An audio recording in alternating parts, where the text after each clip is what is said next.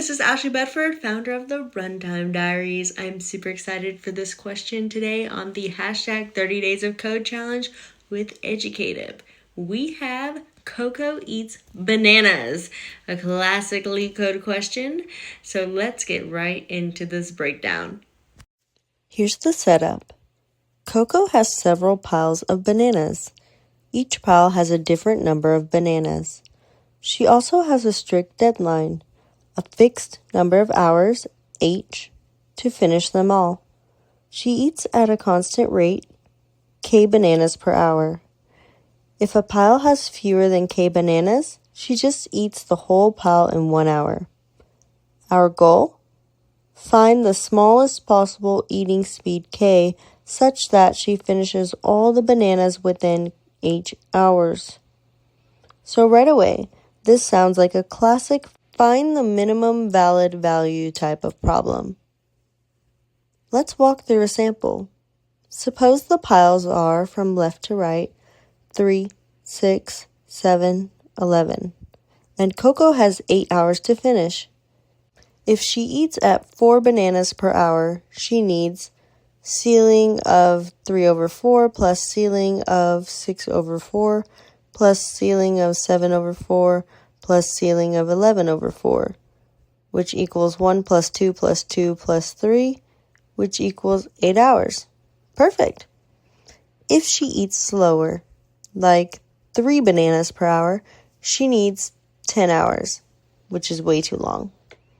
If she eats faster, like 5 bananas per hour, she finishes in 7 hours, which works, but that isn't the minimum. So 4 is the sweet spot here. Notice something important. As Koko's speed increases, her total hours decrease. That's what we call a monotonic relationship, and it's the key to binary search. Before we dive into patterns, let's note a few edge cases. 1. If there's only one pile, her speed must be at least that pile divided by H. 2. If H is smaller than the number of piles, she must eat faster than 1 banana per hour. Otherwise, she simply can't finish. Number 3. Large pile values mean we must handle the math efficiently. No floating points or slow loops. Every one of these cases reinforces that we're looking for a minimum threshold speed. Once you realize that faster speeds lean towards fewer hours and slower speeds lean more towards more hours, you can see the pattern.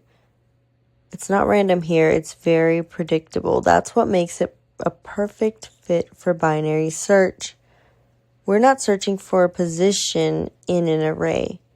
We're searching for the smallest number that satisfies a condition, which is Koko can eat all bananas in less than or equal to H hours.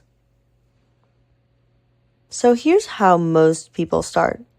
Try every possible eating speed starting from 1 banana per hour and simulate how long it takes, and then stop when she can finish within H hours. Sounds simple, but it's terribly inefficient because we're checking every speed one by one. Here's the naive code. We loop over every K from 1 to the largest pile. For each K, we simulate the total hours needed using ceiling of piles over K for each pile. The first K that satisfies hours less than or equal to H is our answer. That's correct, but it's painfully slow. If piles are large, like 10 to the 6, this will time out quickly because we're doing O of n times max piles operations. In other words, we're repeating unnecessary work every iteration. Each time we start over, simulate everything again and only increment by 1. So this approach is O of n times max piles in time and O of 1 in space. It's brute force, and we can definitely do better. To optimize, let's lean on the pattern we discovered earlier. As k increases, total hours strictly decrease. That's the definition of a monotonic search space, which is perfect for binary search. So we can test a middle speed k, and if k finishes all bananas in less than or equal to h hours, we might be going too fast.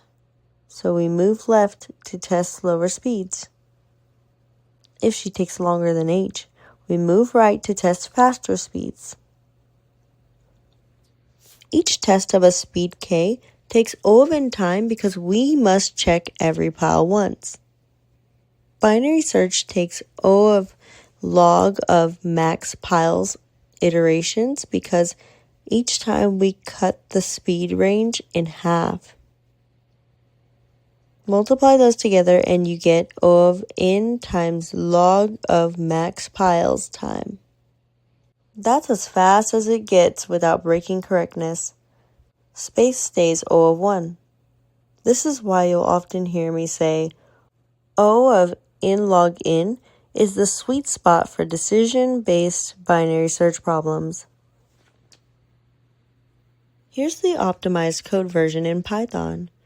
We set left equals 1 and right equals max of piles.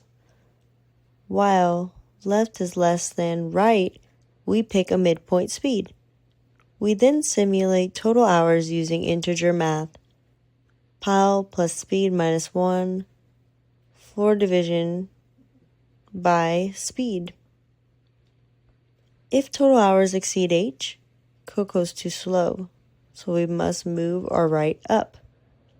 Otherwise, she's fast enough. Move left down to find a smaller valid speed. When the loop ends, left holds the smallest feasible eating speed. You'll notice a few subtle performance tricks here. Avoid floating point math using integer division instead of ceiling. Using early exit, if total hours already exceed h, stop simulating that speed immediately. Optionally, bind locals like piles underscore local equals piles for even faster lookups in Python. These don't change complexity, but they shave off runtime. Let's break it down clearly. First, define the range, speeds from 1 to max piles. Next, calculate the mid speed. Test the midpoint speed each loop. Next, simulate hours. Sum of ceiling of piles over k to check feasibility. And finally, adjust our bounds. Move left or right depending on whether Koko is too fast or too slow. Binary search's magic is in those last two steps, the feedback loop that narrows to the optimal answer. Think of it like turning a speed dial. If she's too slow, crank it up. If she's too fast, dial it back. Binary search lets Koko find her perfect speed efficiently. Here's what to remember. When a problem asks for the minimum or maximum value that satisfies a condition, check if the space is monotonic. It's probably a binary search problem. O of n times log n is often the best practical balance for these scenarios. Learn to spot when brute force can be turned into a decision-based search. And if you're following along in my hashtag 30 Days of Code Challenge with Educative, this is the kind of pattern recognition you'll start to see naturally.